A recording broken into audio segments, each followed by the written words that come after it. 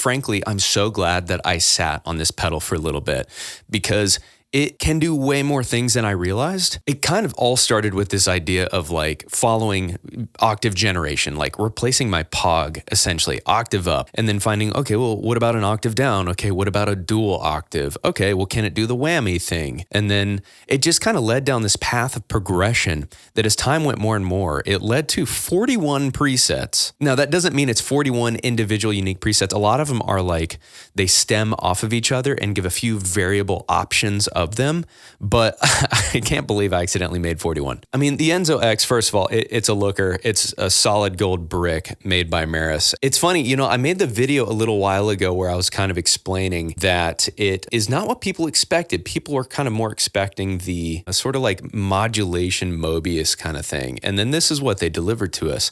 And at first, you know, I think I was like maybe subtly disappointed, but at the same time, I knew that their other pedals accomplished all the modulation needs that I have, hence 2 LVXs. But what I love is that as my preferences have started to shift more in things that I want out of like a sort of auxiliary box, I've been finding a wild degree of charm out of the Enzo X here. And like I was saying, you know, I started simple and I'm glad I took some time on it because up until like literally the last minute of making presets, which was literally today before shooting this, I had a thought while listening to a song where I was like, I wonder if I can make like a note bending thing. And I knew that I could because I made a Synth Bass preset that you can use with that MIDI keyboard and it glides in between the notes. And I was like, well, what if I made the octave higher so that it was unison with my guitar? And then it's kind of like an Ebow sort of like gliding thing. And it worked and it sounds freaking awesome. So it's just like, I allowed some time for my mind to just kind of chase different random ideas that I had. Now, the one that I wasn't expecting was the preamps on it. The drives sound really good as a drive pedal.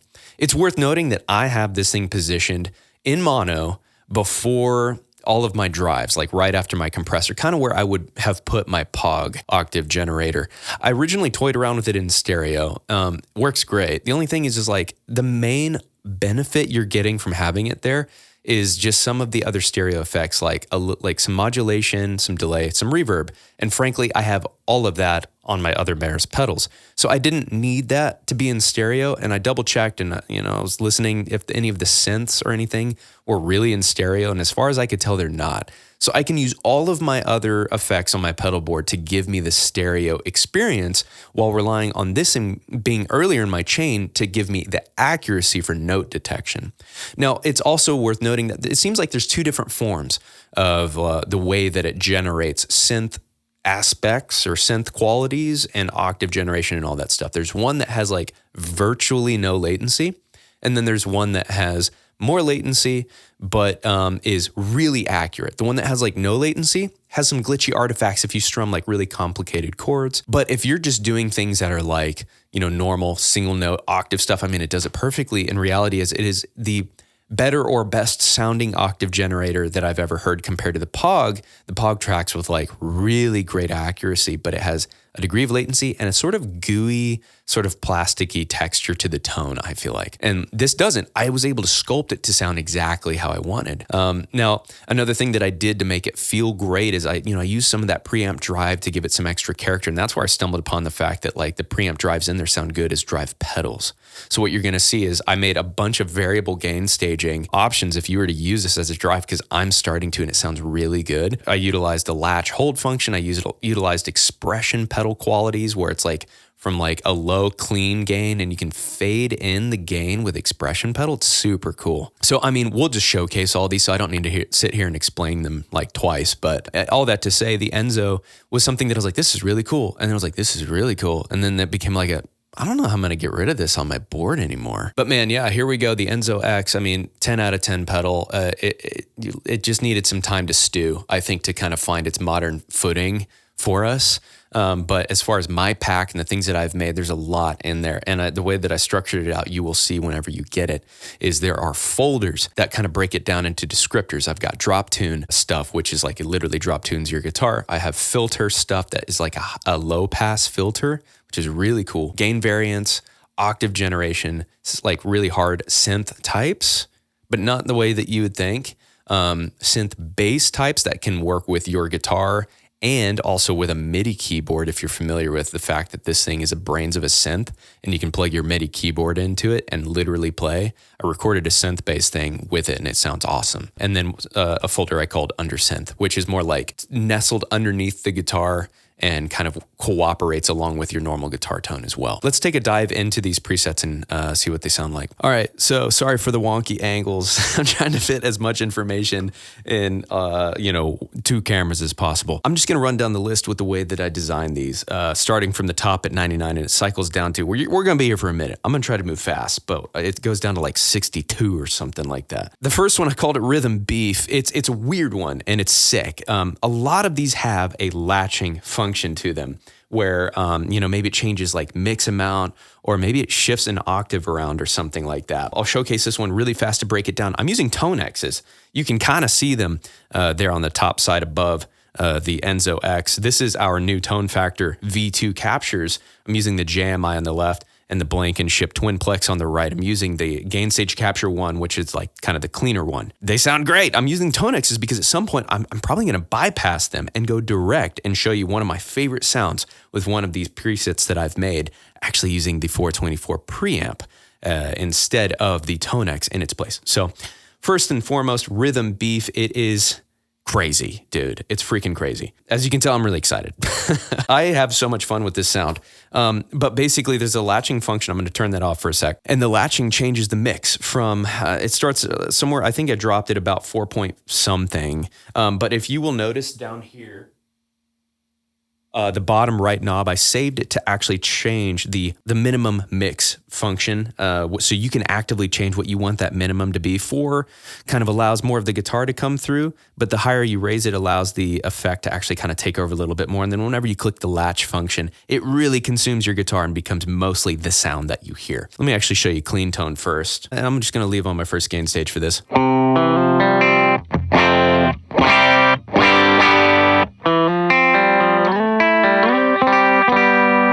Awesome. Okay, so I'm going to turn on the Sound of Justice Expanderus. It's an edgier drive. It sounds like this.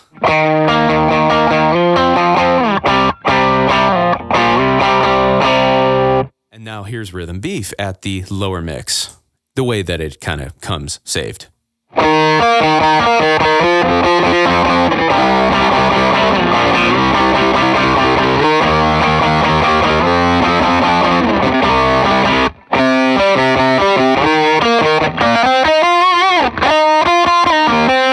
So as you can tell, it's like it sounds really cool, locked into the octave or the note, single note that you're playing. But the moment you play like a 1 and a 5, it plays like a chord underneath.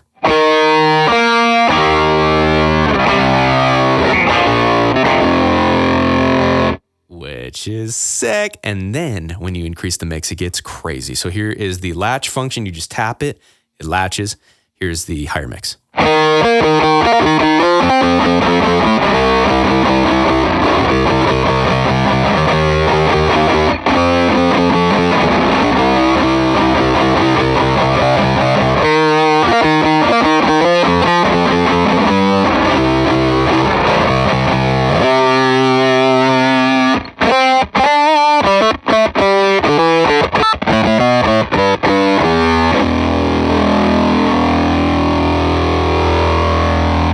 Turn on right there at the end. I just turned on my SCF. I'm going to do that for a sec.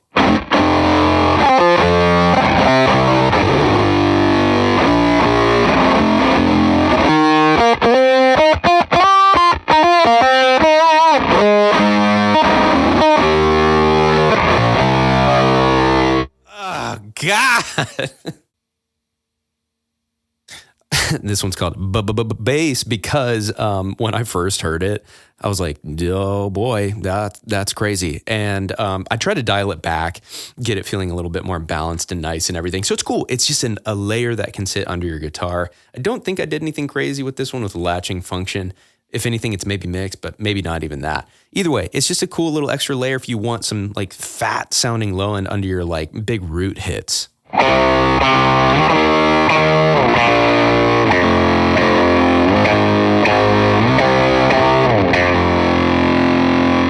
And there, you can hear like a touch of latency with it. So that's something you'll have to kind of finesse unless you like maxed out the mix, then it won't come off maybe quite that way. But here's just with the guitar clean.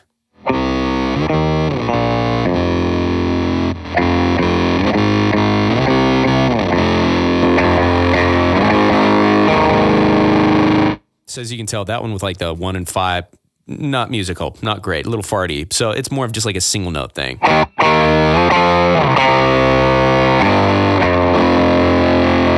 Pretty cool, pretty wild. But yeah, it's something that I was messing around with. I was like, this could maybe have cool application. I'll just keep it in the pack. Drop tune, one of my favorites. It does that. It drops the tuning of your guitar. So here is normal.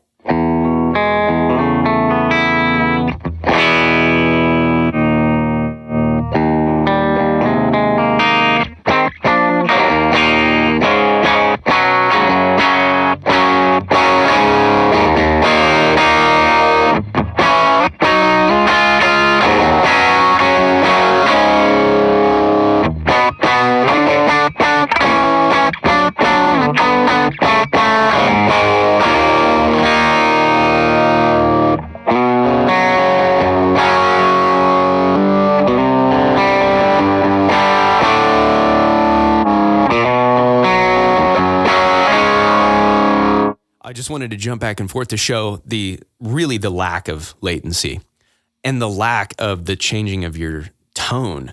It maybe seemed like it was warming it up, and that's just my tone. Let me show you with like something that's a little clearer and brighter here.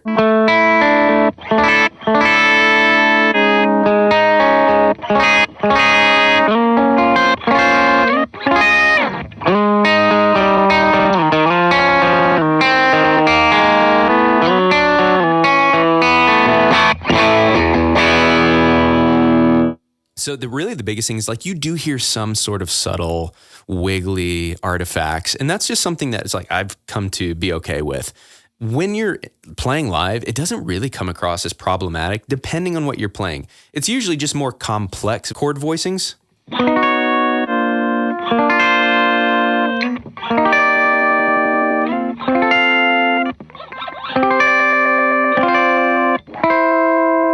Even then it's subtle, and it almost sounds like a kind of cool, like wiggling effect that whenever I throw on my, delay and reverb, I'm like, I don't hate this. This doesn't sound problematic. I played through the entire song of Goodbye Yesterday, which is like lots of chords and big rakes and stuff like that. It was a single note lead line stuff. All of it worked.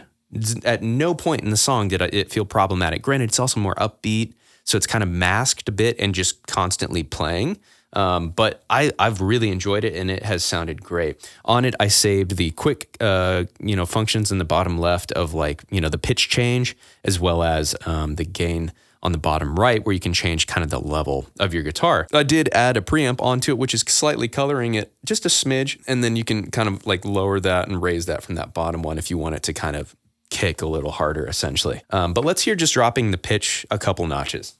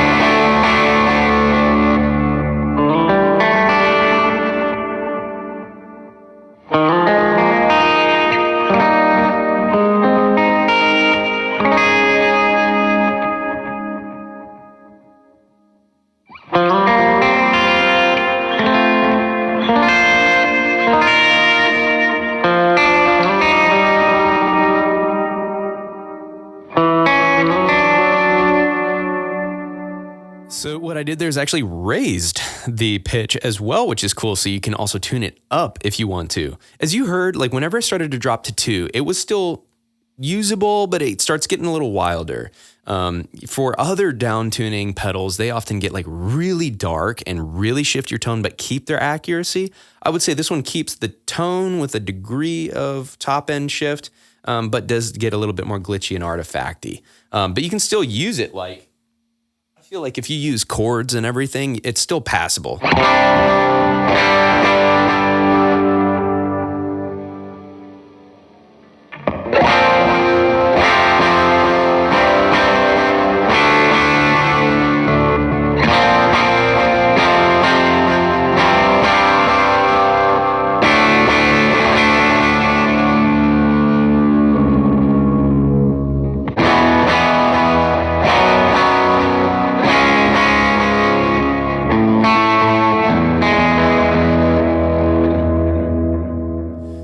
Use it within reason. You know, it's got certain strengths and then certain weaknesses, but so far I've only ever used it live with dropping the tune 1/2 step, and it worked great. I had no problems. I really enjoyed it, and it was a helpful tool. So let's move on. Cool. We have a classic octave up here. Let me go ahead and turn off some effects and let's just hear what that sounds like.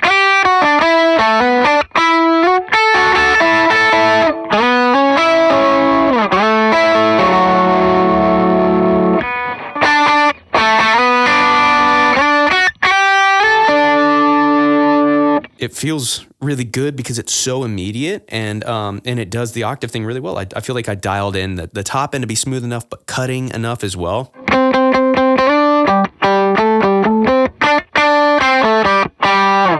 I love it. It's so like indiscernible apart from your guitar. It's just so baked into it. I love it for that reason. So anyways, I've been kind of stuck on it. And anytime I'm like, maybe I'll go back to the other octave pedals, I usually kind of just wind up feeling a little disappointed because this sounds good. Chord Octave. This one's really awesome. I'm really glad I found it. It's another form of like octave generation that has apparent latency. So I had to kind of like embed it underneath the guitar enough where you hear it, but it doesn't bother you because of the latency. But it was important because it tracks with 100% accuracy. So it just made for a really cool thing to sit under your guitar as an extra layer.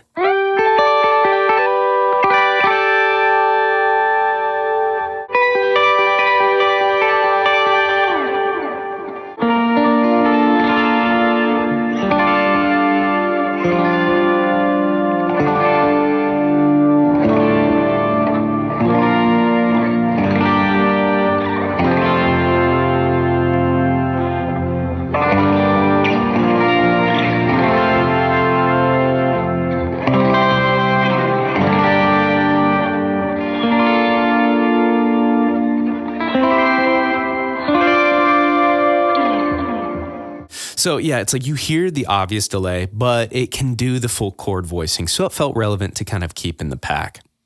This one's really cool to me. It's under seventh. I dialed it slightly differently, and instead of doing an octave, it's doing a seventh. And it has this really nice charm to it with the way that it kind of sits under your guitar. And it just kind of adds this complexity by adding the seventh that doesn't really seem to clash with any particular note that you might be playing in a key.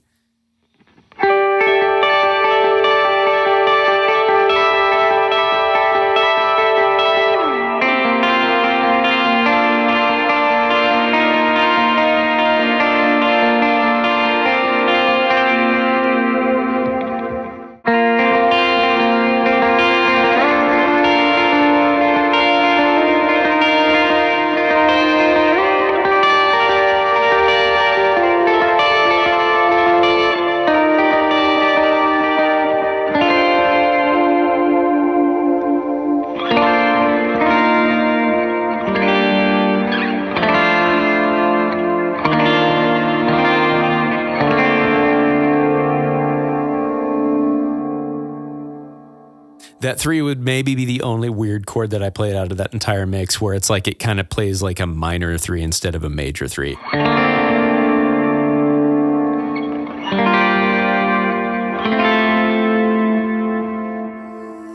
So then maybe there'd be like a couple like little voicings in there where the 7th doesn't work. But I tried 5th, and it definitely had moments where it was like, oh, that clashes there. Oh, that clashes there. You know, so 7th felt more generally user-friendly across like really cool, intricate voicings.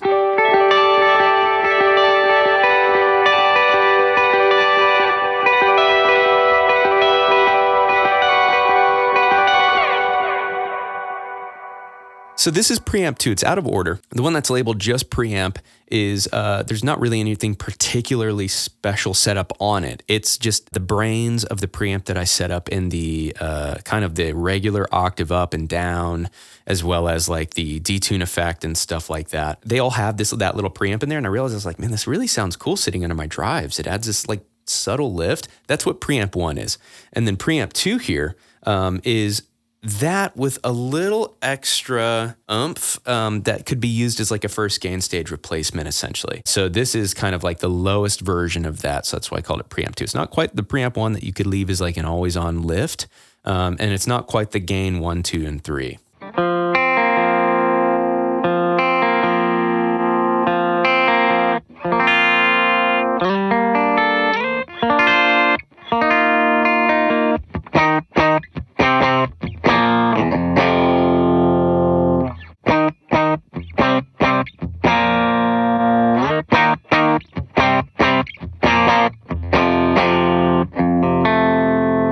It sounds real nice, man. It has a nice percussion to it. It does not really shift the tone, at least not in this lower gain stage, but it does have a latch function that when you click it, it brings it up to the gain point of what gain 1 is at its bare minimum.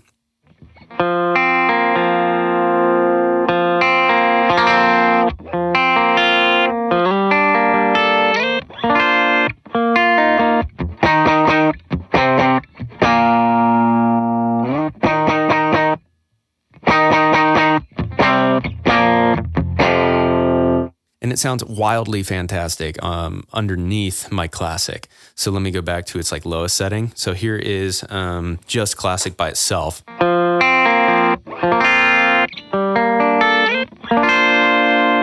And preamp with it underneath.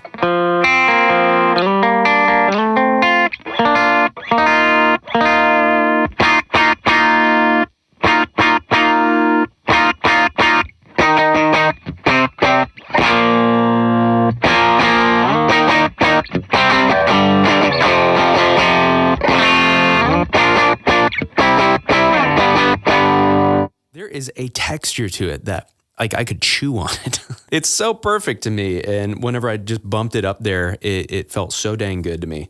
Anyways, I'm a happy camper with that. That sounds great.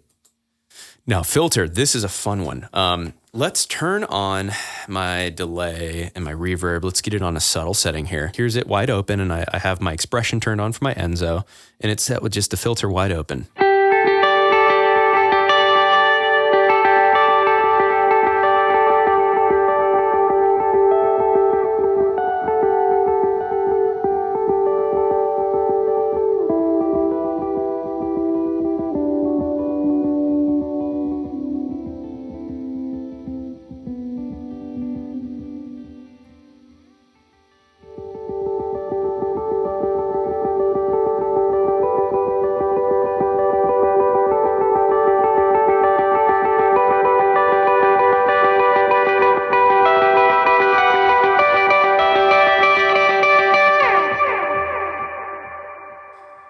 Super cool. I mean, it's such a different experience than just like rolling your tone knob down. There's something about, and you can change the resonance of the way that it rolls down as well, which is really cool. If you go into the filter section and change resonance, it will change kind of like how much it's like, or versus it just being like a really flat low pass filter. If you try to do that and play while rolling your tone knob off, you can't, because you can't strum at the same time. So if anything, it takes that ability and throws it down on your expression pedal. Now, filter Octave Low. This one is really cool. It's the same concept, but it adds a low octave underneath it as well, which it has a really cool effect when you roll off a little top end.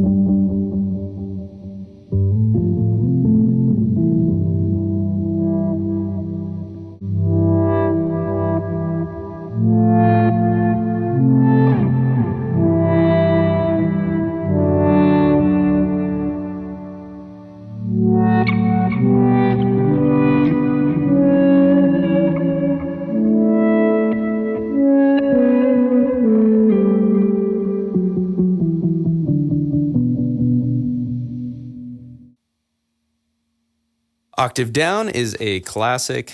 Octave Down, nice and easy.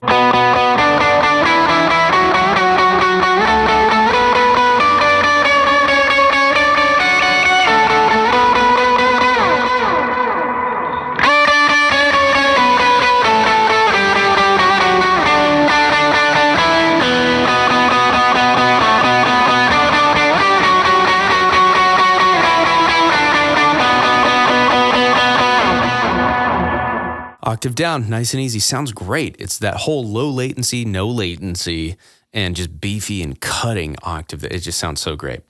Ethereal Siren, this is a weird one. Very fun for like chord rakes and other different like inversions. I'm going to go ahead and change reverbs here and do something a little different. I'm going to turn off my delay, big reverb.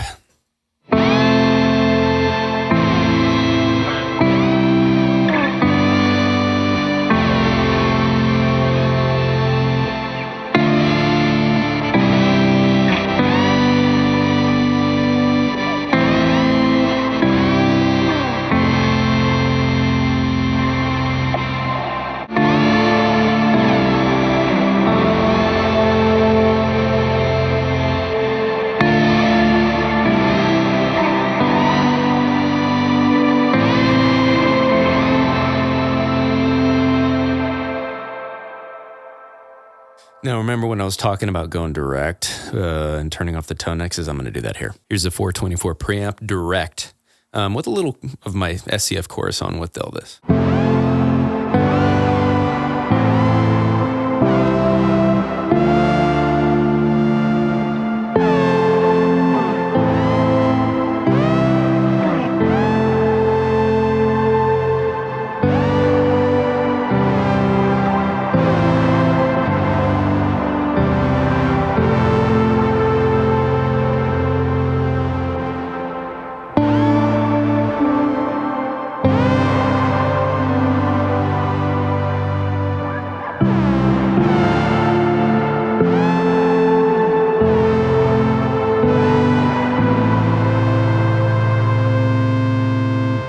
In its cleanest original form.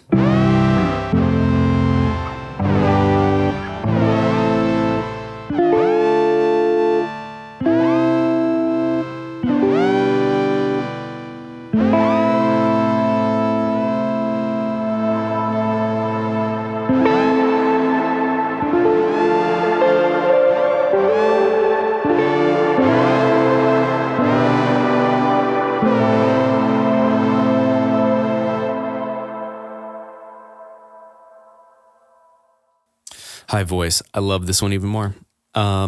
So with high voice, I will probably grab my baritone to show my favorite sound with it. And I'm going to keep it on the 424. And I can change over to regular amp as well, and you'll get the idea. But let me just show on guitar for a sec.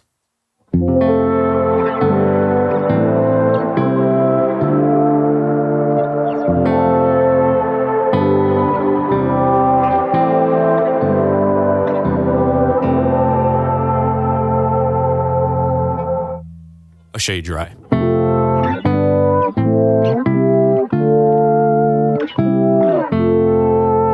going to turn on my first gain stage into the 424.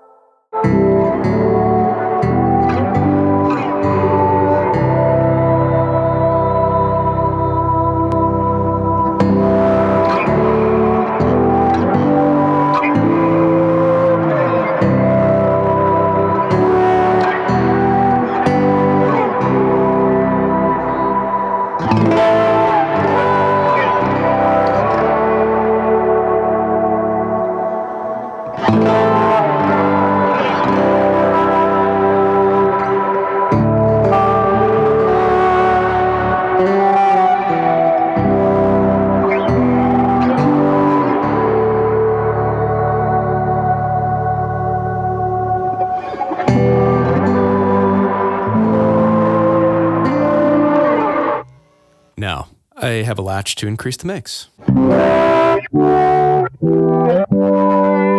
Yeah, it's to 100%.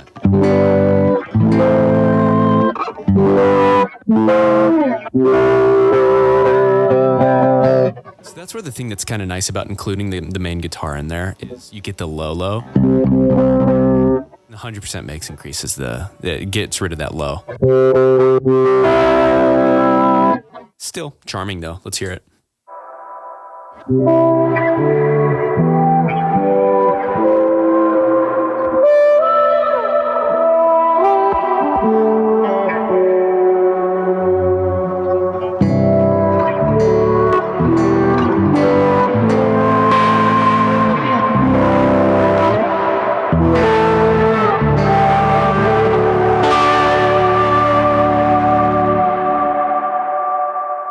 Now that same thing with the tone X's on.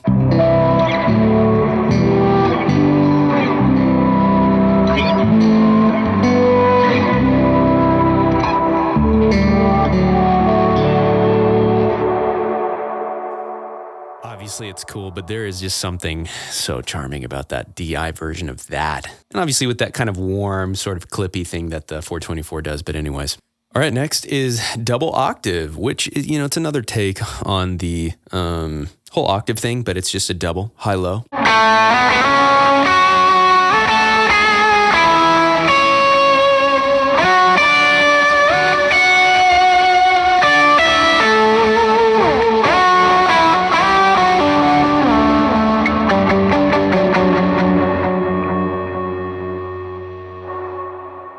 You can hear that kind of like strange actual synthy thing that one has. That was the only way to accomplish the double, was like that synthy tone to it to do a high and a low. It still works. It works great, but it's like, depending on how you hit, if you accidentally hit like a harmonic on your guitar, you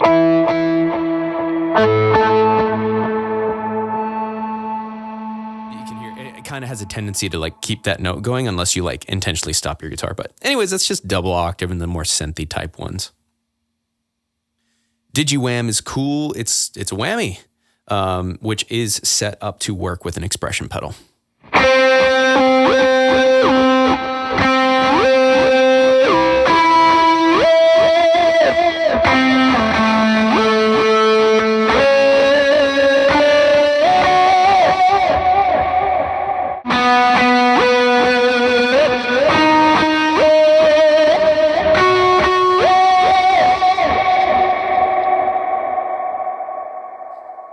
Now, I called it Digi Wham because it is not like a normal whammy is. Honestly, the LVX does the whammy thing really well, even later in your board like that, like almost perfectly. This was the best I feel like I could really do, and it sounds almost more like digitized, which it's kind of cool, but I would not classify it as like the normal whammy tone. So that's why I called it Digi Wham, because it's just got that cool kind of almost like synthy, weird, digitized artifact to it.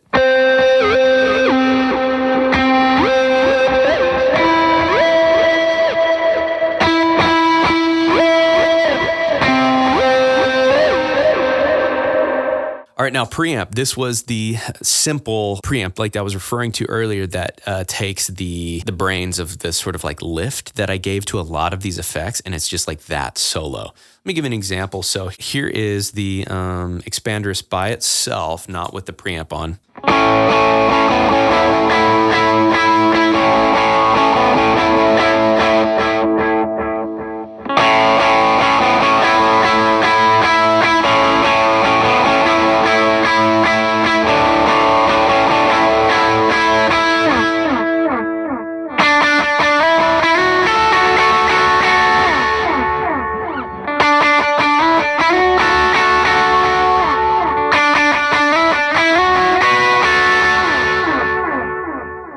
So it lifts things. It kind of it heightens and hypes the top end a little bit. It adds a hint of saturation into it. Really cool. So if you want to add something that can go underneath the rest of your drives and add some really nice character, preamp is perfect for that. All right, this is where we get into the gains. So gain 1, this was a very excited find. So it was just kind of taking that preamp idea and further expanding it. So essentially, let me just do it clean. So let me turn off my effects here.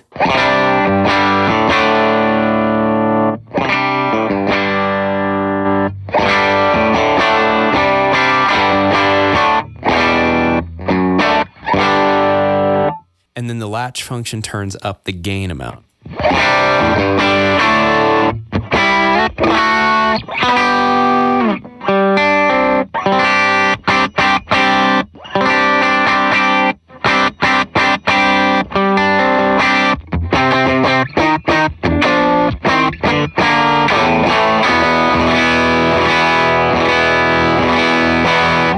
So you have a full-blown like multi-effects pedal board here with the Enzo, and it can be your gain stage. Now, the thing that I love about it is it sounds absolutely phenomenal, like I was talking about underneath my first gain stage, the Classic. So here is Classic by itself.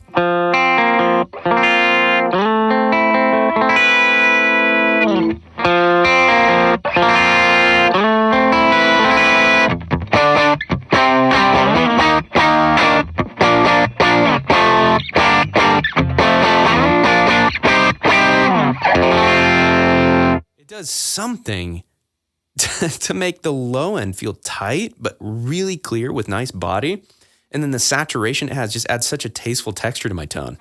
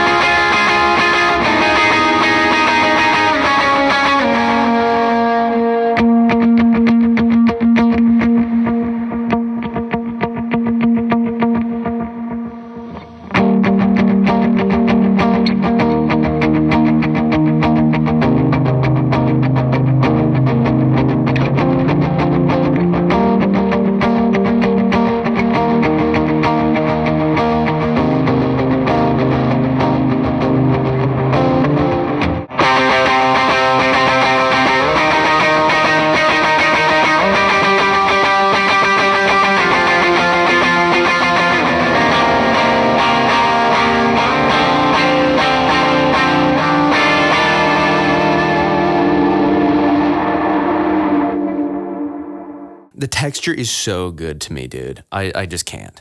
Okay, then there's gain 2.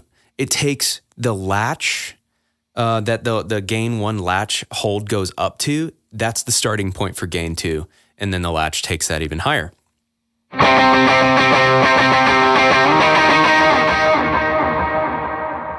So let me show it to you without my first gain stage.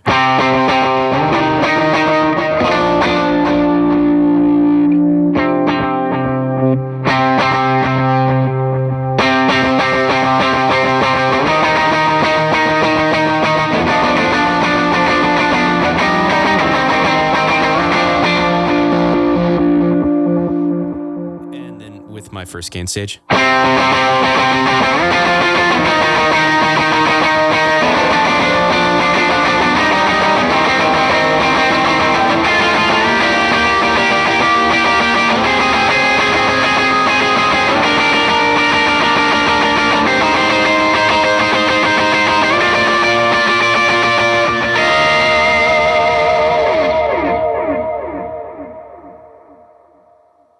It feels good. And then gain stage 3, baseline is the latched top end of gain 2. So that's the starting point for 3, and it goes even higher. So here it is by itself without my first gain stage.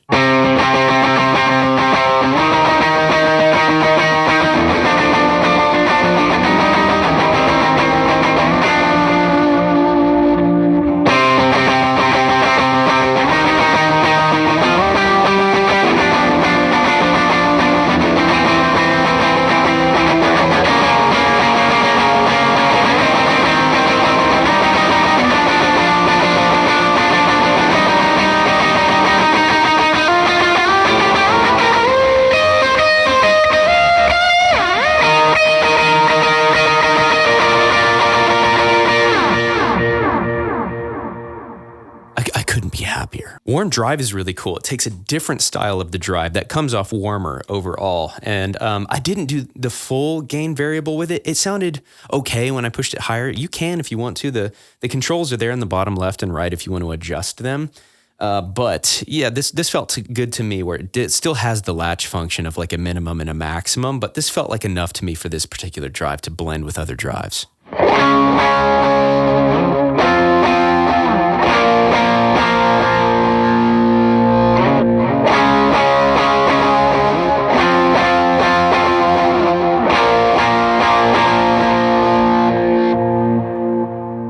This one sounded particularly good to me for like higher rhythmic stuff.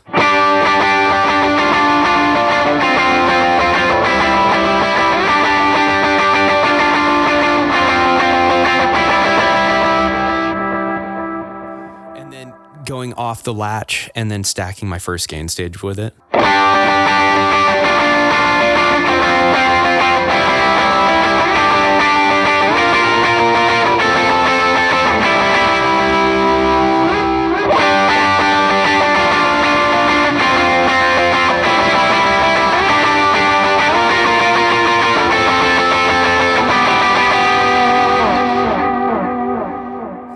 Warm drive, it is much warmer, and you could very well use it with like single coils and stuff. Maybe it would help tame some top end qualities. But on the flip side, there is bright drive. One of the other gain characteristics in here just came off brighter. And so I didn't like it like the other one whenever I pushed it too much, but I was like, might as well include it. So here it is by itself.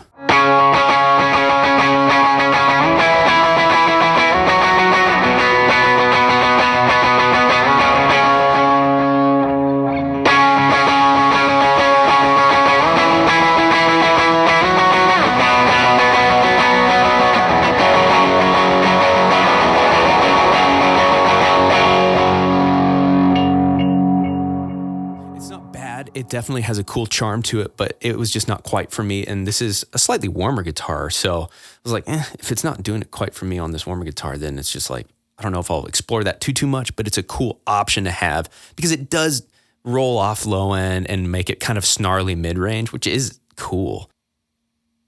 Bit Explode is wild. There is a latch function, and it basically adjusts the volume of it to hit even harder.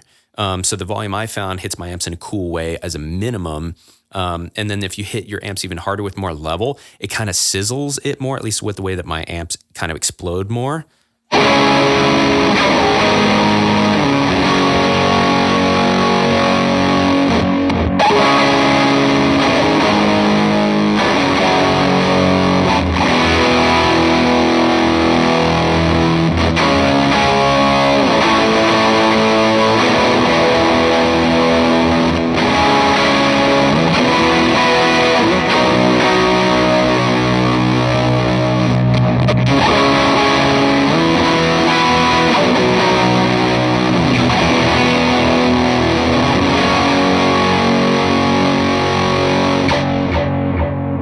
So, maybe I'd adjust effects or whatever, but like when I actually played it in context in like a big chorus of a song or like not big, raging part of a song, and you just give it like huge chords, single rake, it had a really cool way of sitting in a very like full explosive way. It's like you play it once, you strum once, and the way it sustains and like screams is really different and unique. And it's like it wasn't bad while it sounds gnarly by itself. So I figured I'd include it.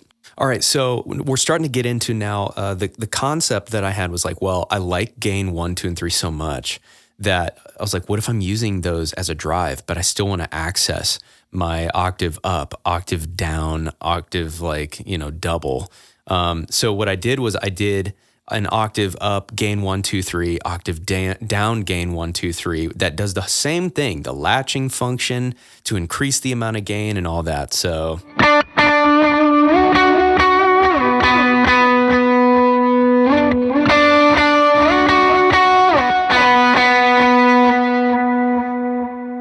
So if I'm casually playing something, and to give you an idea of a build, like if I were to take, my setup on my pedal board where it has I can click a button on my RJM and it turns on the octave up effect.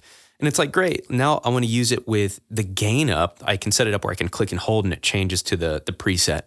That's the gained up version as well. Now I have a kind of stair-step variable gain amount that I can use with the octave up. So I just didn't want to limit folks. If they liked using the Enzo for that drive character, you can still access some of the other effects with that stair-step kind of gain function.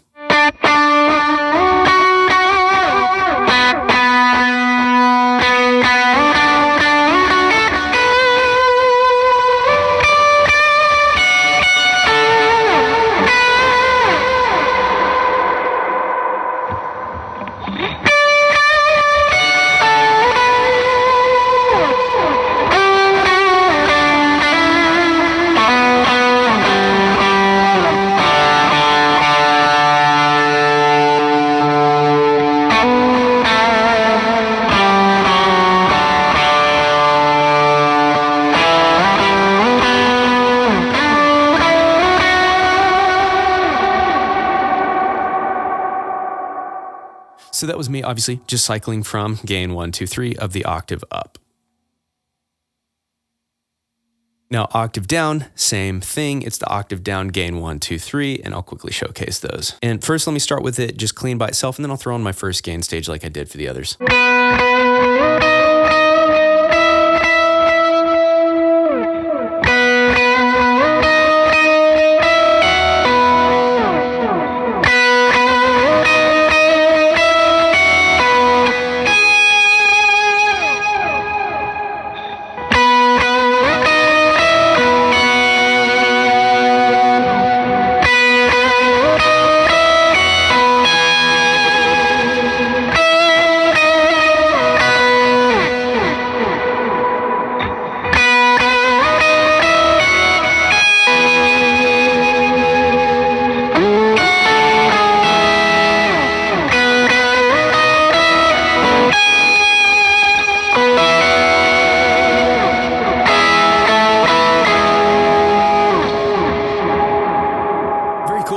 Tracked really well. Like, I mean, it's a lower octave, but it tracked well and it sounds great. And the stair step of gain variability is really cool. So even if you weren't somebody who had, say, like an RJM like I do, you can turn on your first gain stage and you could set up, across 1, 2, and 3 of the single bank that you're on there, the stair step, if you want that gain variability with whatever octave you want to use. So it's cool. And I love the way it sounds. I love the way it cuts. Now, similar thing, but the double octave down. Let me showcase it clean real quick.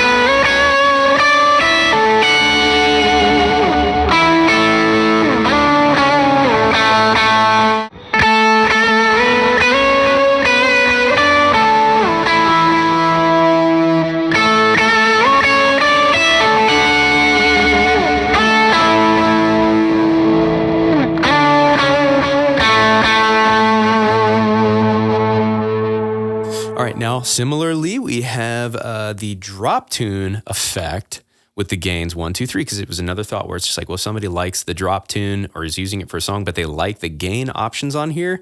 I don't want to take that away from them, so...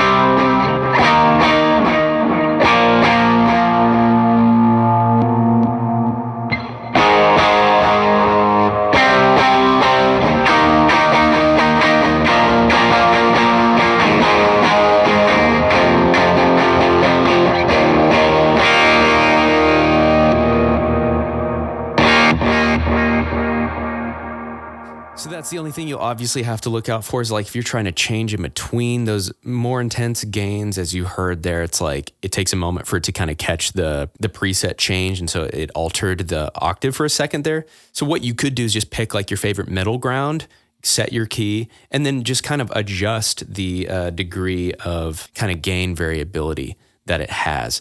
And the way you do that is you go into the modifiers where the like latch function is, and you'll see that it says like to hold latch, and then that it's drive gain, and you can change the minimum and maximum level. That determines the minimum is like the minimum amount of gain it's going to be whenever the latch is not active. The maximum is like when you turn the latch on, how much gain does it crank up to?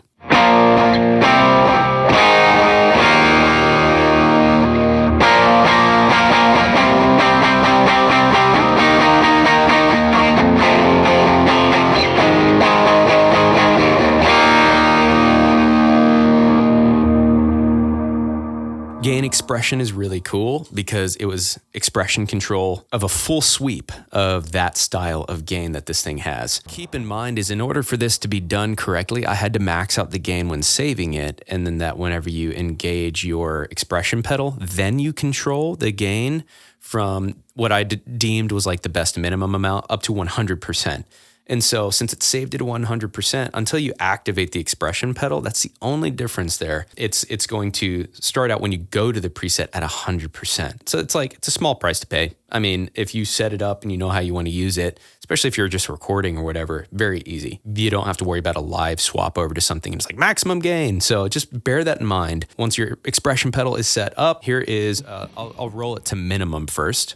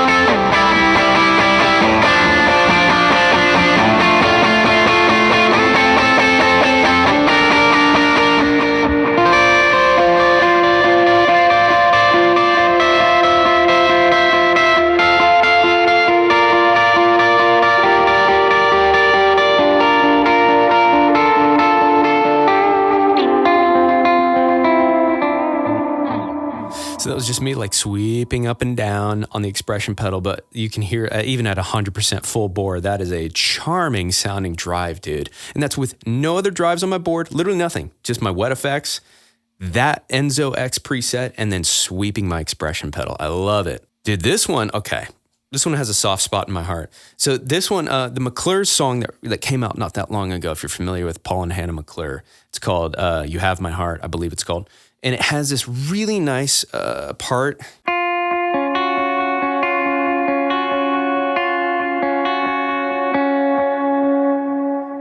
And then later on, it has like what sounds like, I'm pretty sure, strings going kind of, and I was like, how freaking cool would it be to have something that was kind of like that just allowed me to bend notes, and it just kind of stitched everything together. And what the result wound up being was something that was almost more Ebow-esque sounding.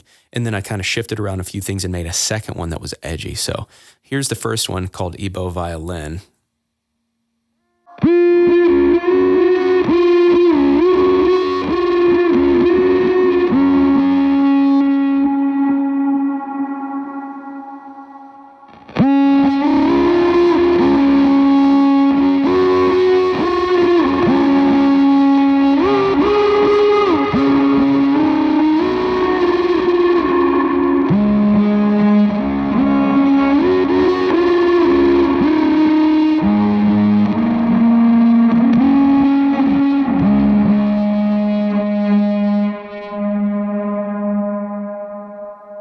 Now I set up a latch function that will jump the octave, which is really useful because it is warmer and it has that subtle glide to it and everything.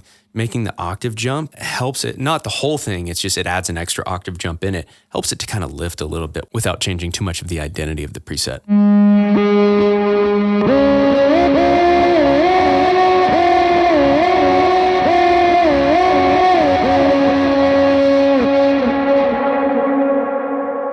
Now this one is just called Ebow Violin Edge. I shifted a couple things around and it just made it more edgy. And I took the glide off too, so it was a little bit more immediate and didn't have as much of the wah, wah kind of thing to it. And then once again, the latch function changes to jump the octave.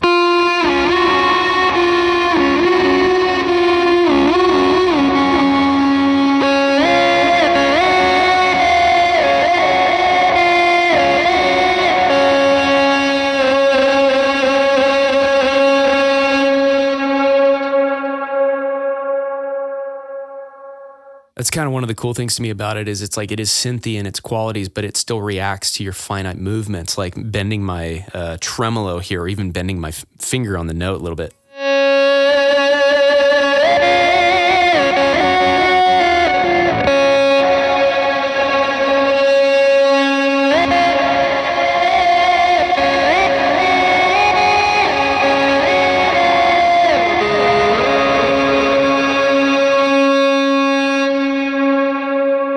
These are the last two because they require a little bit of an explanation, sort of. It's essentially a synth bass. You can plug in your MIDI keyboard into this thing and play it. It's the brains of a synth. You can do that. It also works on your guitar too. So what's really fun is, you can just leave a MIDI keyboard hooked up into it. And as long as it is set to the same MIDI channel that this one is set up to, that the Enzo is set up to, it will work. It will play like a synth, and it just sends it out of the quarter inch. So you can just MIDI into it, and then it'll quarter inch send through the rest of your board. And you can use your board like the rest of the brains of a synth, like with analog drive or wet effects or modulation or whatever. And it sounds super cool. So anyways, let me just kind of play something here.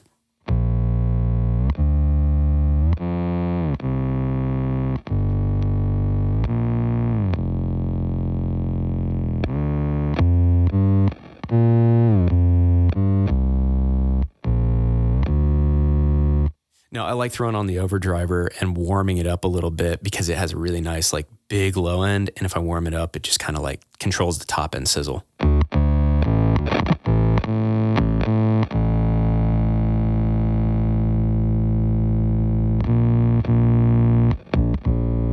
Okay, so my finger playing versus my pick playing definitely creates a different overtone that makes it track better.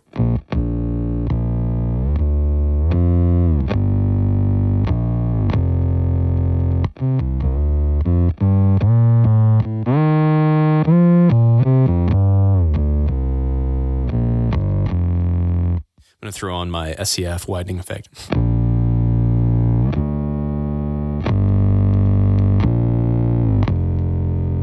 going to turn off the overdriver.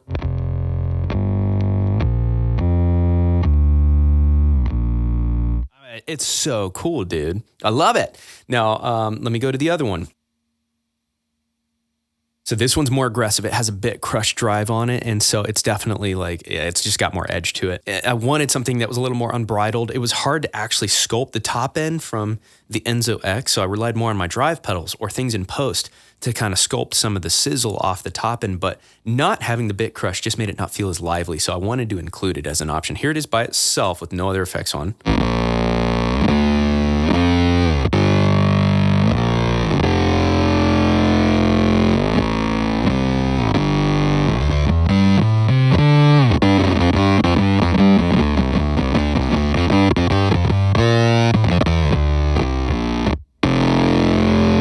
Now, if I turn on the overdriver.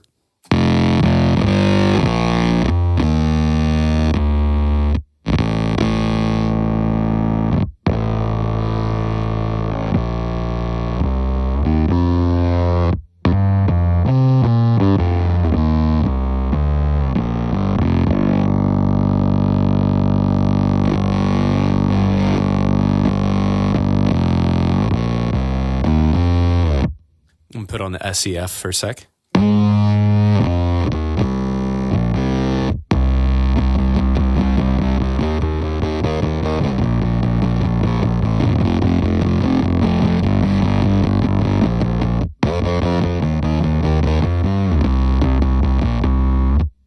Weird, wild, but like I've used it on something before. Not like that. I plugged in a MIDI keyboard into it. And it kind of like, you get more consistent notes because what's cool about it is tracking the intricacies of my guitar and reacting to it. It's not stiff and sterile, but if you plug a MIDI keyboard into it, it does simplify it and everything sounds more consistent. These were built with some glide and you can adjust the glide as well. It's set up so that the latch function goes from as low as like 0.8, the very nearly bottom, up to 100%. So if you move the glide knob up to say 15%, that 100% latch modifier will be considered up to that 15% that you made it. That's 100% within the scope you gave it. So you can just literally go to the glide function and just move it like that in there and adjust how you want it to glide if you want it to.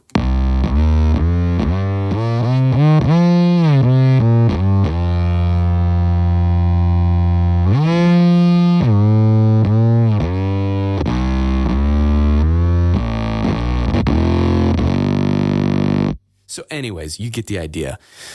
But man, that is the Enzo X preset pack there. It's wild, dude. There's some fun stuff in there, but I'm having such a blast with it. And this has felt like, okay, this is a complete thought. I mean, by God, there's too much in there to include anything else in terms of just sheer number, even though a bunch of them are just like small differences of each other with like minor setting changes, but still, it's a lot to navigate through.